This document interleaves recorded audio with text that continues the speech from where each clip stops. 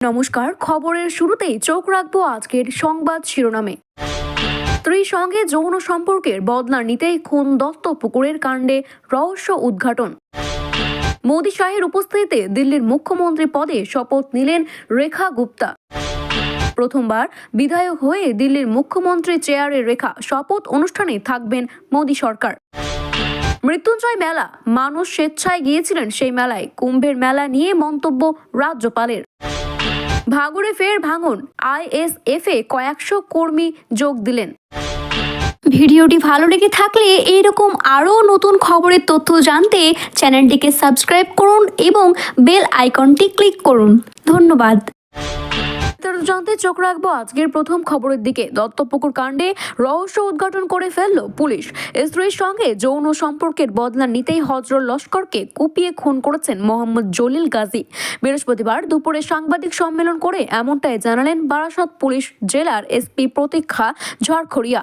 এই নৃশংস খুনের কারণ ব্যাখ্যা করতে গিয়ে পুলিশ সুপারের কথাতেই বারবার উঠে এসেছে নিহত হজরত এবং ধৃত জলিলের পূর্ব অপরাধের প্রসঙ্গ।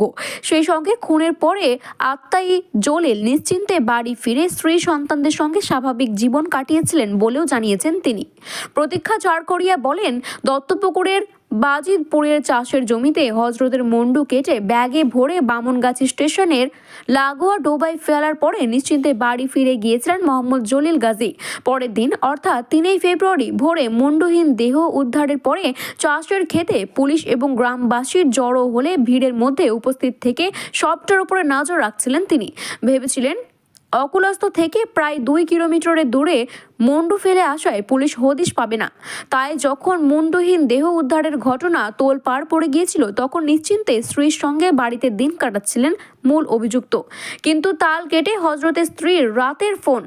জলিলের স্ত্রী সুফিয়াকে ফোন করে সে স্বামীর খোঁজ জানতে চায়। তিনি আবারও বলেন, ঘটনার ঘণ্টার দিনের অর্থাৎ 2 ফেব্রুয়ারি গায়েনঘাটায় বাড়ি থেকে বেরোনোর সময় হজরত তার স্ত্রীকে জলিলের বাড়ি যাচ্ছি বলে জানিয়েছে, কিন্তু জলিল বাড়িতে নেই, এমনকি হজরতের বিষয়েও জানেন না। এমনটাই জলিলের স্ত্রীকে জানানোর পরই জম্মুতে পালিয়ে যাওয়ার পরিকল্পনা নেয় মূল অভিযুক্ত। সেই মতো 4 ফেব্রুয়ারি সকালে বামনগাছি রেল স্টেশন থেকে ট্রেন ধরে কলকাতা স্টেশনে পৌঁছেছিল জলিল। সেখান থেকে আবারও ট্রেন করে সে যায় জম্মুতে। সেখানে গিয়েও জলিল মোবাইলে সংরক্ষণ খবরের দিকে নজর রাখে। স্ত্রীর সঙ্গে হোয়াটসঅ্যাপে কলে এই বিষয়ে খবর নিতে থাকে সে বিষয়ে শেষে সুফিয়া গ্রেপ্তার হলে জম্মুর প্রথম আস্তানা পাল্টে পাকিস্তান সীমান্তে সংলগ্ন সাব্বা গ্রামে আশ্রয় নেয় মূল অভিযুক্ত। এই সংক্রান্ত তথ্য ইতিহাসের মতোই ইতিমধ্যে এসেছে সকলের সামনে। কিন্তু এত আক্রোশ হজরতের ওপরে কেনই বা এত ধরনের নৃশংসতা? এই প্রশ্নের উত্তর দিতে গিয়ে পুলিশ সুপার প্রতীক্ষা ঝাড়খড়িয়া বলেন, বিভিন্ন কারণে হজরতের ওপরে আক্রোশ জন্মেছিল জলিলের। তিনি ও তার বন্ধু হজরত দুজনেই দাগি দুষ্কৃতী, চুরি, ডাকাতি, ছিনতাই সহ একাধিক অপরাধের সঙ্গে জড়িত এরা। এই নিয়ে গঙ্গা পাড়ে এপার এবং ওপারে বিভিন্ন থানায় অভিযোগও রয়েছে তাদের নামে। চুরির মালপত্র নিয়ে মাঝে মধ্যে গোলমাল লেগে থাকতো হজরত এবং জলিলের মধ্যে। জলিলের ধারণা ছিল চুরির ভাগের বেশি অংশ নিজের কাছে রেখে দেয়, অন্যদের কম দিয়ে থাকে হজরত। তিনি জানান, সম্প্রতি 400 গ্রাম সোনার ভাগ বটোয়ার নিয়েও মনোমালিন্য হয় তাদের মধ্যে। এরপরে তাদের মধ্যে এই ধরনের একটি মনোমালিন্য দেখা যায়। প্রথমবার বিধায়ক হয়ে দিল্লির মুখ্যমন্ত্রী পদে শপথ নিলেন রেখা গুপ্তা। বৃহস্পতিবার দিল্লির রামলীলা ময়দানে রেখা গুপ্তাকে মুখ্যমন্ত্রীর পদে শপথ পাঠ করান উপরাজ্যপাল VK সাক্সেনা। দিল্লিতে প্রায় 26 বছরেরও বেশি সময় পরে ক্ষমতায় ফিরছে বিজেপি। ফলে ঘোষণার পরও অবশ্য মুখ্যমন্ত্রীর চেয়ারকে কে বসবে তা নিয়ে জল্পনা ছিল দলের অন্দরে। শেষে বুধবার বিজেপি পরিষদীয় দলে সর্বসম্মতিক্রমে রেখা গুপ্তার নামে শিলমোহর দেওয়া হয়। এরপরে ঐতিহাসিক রামলীলা ময়দানে এই দিন শপথ গ্রহণের অনুষ্ঠান হয়। শপথে উপস্থিত ছিলেন প্রধানমন্ত্রী নরেন্দ্র মোদী, স্বরাষ্ট্রমন্ত্রী অমিত শাহ এবং বিজেপির শীর্ষ নেতারা। এছাড়াও বিজেপি এবং NDA শাসিত রাজ্যের মুখ্যমন্ত্রীরা। রেখা গুপ্তা হলেন দিল্লির 4র্থ মহিলা মুখ্যমন্ত্রী। রেখা গুপ্তার পাশাপাশি এই দিন রাজ্যের মন্ত্রী হিসেবে শপথ বাক্য পাঠ করেন পরবেশ বর্মা, আশিস সুদ, মনোজিদং সিং সিরসা, কপিল মিশ্র, রবীন্দ্র ইন্দ্র রাজ সিং এবং পঙ্কজ সিং। রেখা গুপ্তা দিল্লির চতুর্থ মহিলা মুখ্যমন্ত্রী। এর আগে বিজেপির সুষমা স্বরাজ, কংগ্রেসের শীলা দীক্ষিত এবং আপ এর অতিশী মারলেনা দিল্লির মুখ্যমন্ত্রীর দায়িত্ব পালন করেছিলেন। এই দিন শপথের পরে দিল্লির মুখ্যমন্ত্রী এবং অন্যান্য মন্ত্রীরা তাদের দায়িত্ব বুঝে নিতে দিল্লির সচিবালয়ে যাবেন বলে জানা গিয়েছে। দিল্লির মুখ্যমন্ত্রীর শপথ অনুষ্ঠানে হাজির ছিলেন মহারাষ্ট্রের মুখ্যমন্ত্রী দেবেন্দ্র ফড়নবিস, অন্ধ্রপ্রদেশের চন্দ্রবাবু নাইডু, গোয়ার প্রমোদ সাওয়ান্ত, হরিয়ানার নয়াব সিং এবং মেঘালয়ের কান্ডার সংমা। উপস্থিত ছিলেন উত্তরপ্রদেশের উপমুখ্যমন্ত্রী কেশব প্রসাদ মৌর্য এবং ব্রজেশ পাঠক এবং অন্ধ্রপ্রদেশের পবন কল্যাণও। এই দিন চন্দ্রবাবু নাইডু বলেন, আমরা দিল্লিতে একটি নতুন পরিবর্তন দেখতে চলেছি। এখন থেকে এটি ভিন্ন দিল্লি হবে, কেবল মসৃণ হবে না, অসাধারণ পারফরমেন্সও পাওয়া যাবে। রাজ্যের প্রতিটি নাগরিক এই নিয়ে গর্ব করবে। আমার খুবই খুশি, এখন দিল্লিতে নতুন যুগ শুরু হতে চলেছে। এক দশক পরে দিল্লিতে আপ সরকারের অবসান, আড়াই দশক পরে দিল্লির ক্ষমতায় ফিরছে বিজেপি। দিল্লির মুখ্যমন্ত্রী চেয়ারে বসতে চলেছে রেখা গুপ্তা। বৃহস্পতিবার রামলীলা ময়দানে মুখ্যমন্ত্রীর শপথ অনুষ্ঠান উপস্থিত থাকবে প্রধানমন্ত্রী নরেন্দ্র মোদী। প্রথমবার বিধায়ক হয়ে দিল্লির মুখ্যমন্ত্রীর আসনে মসনদে বসতে চলেছে রেখা গুপ্তা। তিনি হবেন দিল্লির চতুর্থ মহিলা মুখ্যমন্ত্রী। এর আগে বিজেপির সুষমা স্বরাজ, কংগ্রেসের শীলা দীক্ষিত এবং আপ এর অতিশী মারলেনা দিল্লির মুখ্যমন্ত্রীর চেয়ারে বসেছিলেন। রামলীলা ময়দানে আজকে শপথ গ্রহণ অনুষ্ঠানে উপরাজ্যপাল ভিকে সাক্সেনার কাছে দিল্লির নবম মুখ্যমন্ত্রী হিসাবে শপথ নেবেন রেখা গুপ্তা। তার সঙ্গে আজ আরও 6 জন মন্ত্রী শপথ নেবেন। এরা হলেন পরবেশ সাহেব সিং, আশিস সুদ, বনজিদং সিং, রবীন্দ্র ইন্দুরাজ সিং, কপিল মিশ্র এবং পঙ্কজ কুমার সিং। সকাল 11টা নাগাদ একটি জমকালো শপথ গ্রহণের অনুষ্ঠান হতে শুরু হয়েছিল। প্রধানমন্ত্রী নরেন্দ্র মোদী এবং তার মন্ত্রিসভায় অন্যান্য সদস্য এবং এনডিএ শাসিত রাজ্যগুলির মুখ্যমন্ত্রীরা এই অনুষ্ঠানে উপস্থিত থাকার কথা। প্রায় 50,000 মানুষ এই অনুষ্ঠানে যোগ দেবেন বলে আশা করা হচ্ছে। 10 বছর পরে ঝাড়ু নয় পদ্মের অবস্থান রয়েছে দিল্লির জনতা। 1993 বিধানসভায় ভোটের পরে ফের 2025 দিল্লির মুখ্যমন্ত্রী মসনদ দখল করতে আড়াই দশকের বেশি সময় লেগেছে বিজেপির। গেরুয়া ঝড়ে মুখ থুবড়ে পড়েছে অরবিন্দ কেজরিওয়ালা, মনীষ সিসোদিয়া, সত্যেন্দ্র জৈনের মতো একের পর এক আপ এর হেভিওয়েট মন্ত্রী।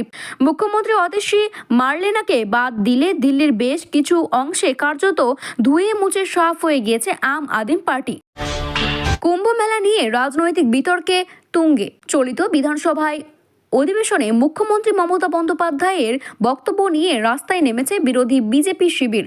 বৃহস্পতিবার সেই প্রসঙ্গে রাজ্যপাল সিভি আনন্দ বোসকে প্রশ্ন করা হলে নানান ব্যাখ্যা দিলেন বঙ্গের সাংবিধানিক প্রধান। স্পষ্ট করে দেন, রাজ্যপাল হিসেবে রাজনৈতিক বিতর্কে অংশগ্রহণ করতে চান না তিনি। তবে সাধারণ মানুষ হিসেবে এই মেলাকে মুক্তি মেলা, মৃত্যুঞ্জয় মেলা হিসেবেই অব্যাহত করেছেন তিনি। আজ রাজভবনের দেবদূতের সান্নিধ্যে পুস্তককে অনুষ্ঠানিত হিসেবে আনুষ্ঠানিক উন্মোচন করা হয়েছিল। উপস্থিত ছিলেন গোয়ার রাজ্যপাল PS শ্রীধর পিল্লাই, পদ্মশ্রী নগেন্দ্রনাথ রায় এবং কেরলের লেখক সন্তোষ কুমার। অনুষ্ঠানের শেষে সাংবাদিকদের প্রশ্নের জবাবে রাজ্যপাল বলেন, আমি কোনো রাজনৈতিক বিতর্কের অংশগ্রহণ করতে চাই না। মাননীয় মুখ্যমন্ত্রী এবং তার সাংবিধানিক এবং রাজনৈতিক অধিকারের ভিত্তিতে বিভিন্ন পরিস্থিতির প্রেক্ষিতে মমতা বন্দ্যোপাধ্যায় মতামত প্রকাশ করেছেন। এটাই ভারতীয় গণতন্ত্রের গঠন। এই সুন্দর গণতান্ত্রিক পদ্ধতিতে আমি মুখ্যমন্ত্রীর বক্তব্যকে স্বাগত জানাই। আমি সেখানে গিয়েছিলাম এবং 12ই ফেব্রুয়ারি কুম্ভ মেলাতে গিয়েছিলাম রাজ্যপাল সিভি আনন্দ বোসের সঙ্গে। সেই প্রসঙ্গে তুলে তিনি আবারও বলেন, ভারতের মহান সংস্কৃতি এবং ঐতিহ্যের মধ্যে কুম্ভ সবচেয়ে পবিত্র জিনিস প্রতিনিধিত্ব করে। সেই সমস্ত ভারতীয়দের জন্য গর্বের একটি চিহ্ন। বিশ্বের বিভিন্ন প্রান্ত থেকে সাধারণ মানুষ এখানে স্বেচ্ছায় যাচ্ছেন। ভারত একটি মহান শক্তিশালী দায়িত্বের চলিত এবং কুম্ভ আমাদের সংস্কৃতির প্রতিনিধিত্ব করে। কুম্ভ মেলা মুক্তির মেলা, মৃত্যুঞ্জয়ের মেলা। রাজ্যপাল দেবদূতের সান্নিধ্য বইটির বিষয়ে বলেন, যখন কোনো রাজ্যপাল বই লেখেন তিনি তার জ্ঞান শেয়ার করেন। এটি রাজনৈতিক ঊর্ধ্বে গিয়ে। 26শে বিধানসভা নির্বাচনের আগে বড়সড় ভাঙন আইএসএফে। নওশাদ সিদ্দিকের দল ভাঙিয়ে কয়েকশো কর্মীকে নিজেদের ঘরে নিয়ে এসেছে রাজ্যের শাসক দল তৃণমূল কংগ্রেস। ভয় দেখিয়ে কিছু করা হয়নি বলেও দাবি তৃণমূলের। ভাঙন বিধানসভা থেকে প্রায় 500-রও বেশি আইএসএফ এর নেতা কর্মীদের তৃণমূলে যোগদান করেছেন। ভাঙড়ে আবারও আইএসএফ এর ভাঙন। এবার পোলেরহাট 2 নম্বর অঞ্চল থেকে প্রায় 500 জন আইএসএফ এর নেতা কর্মী যোগ দিয়েছে তৃণমূলে।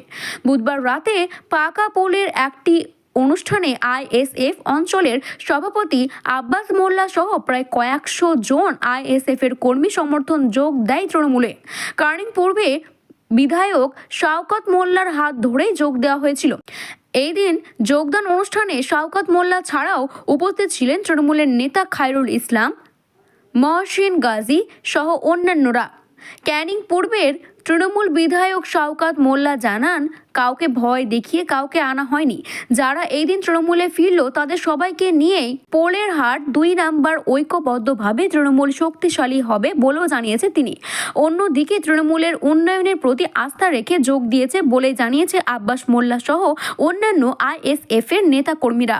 লোকসভা ভোটের পরে ভাঙড়ের বিভিন্ন জায়গা থেকে আইএসএফ ছেড়ে তৃণমূলে যোগদান করেছে আইএসএফ এর সমর্থন কর্মীরা। সেই বিষয়ে দিন কয়েক আগে আইএসএফ এর বিধায়ক নওশাদ সিদ্দিকী জানিয়েছেন, ভয় দেখিয়ে তাদেরকে দলে টানা হচ্ছে। ভোটের সময় সকলকে আইএসএফ এ ভোট দেবে তারা। এই কথার পরিপ্রেক্ষিতে এই দিন শওকত মোল্লা বলেন, তৃণমূল কংগ্রেসের বিপুল ভোটে জয় পাবে ভাঙড়। কারা কি পাগলের মতো বলছে তাতে কোনো কিছুই যায় আসে না তৃণমূলের।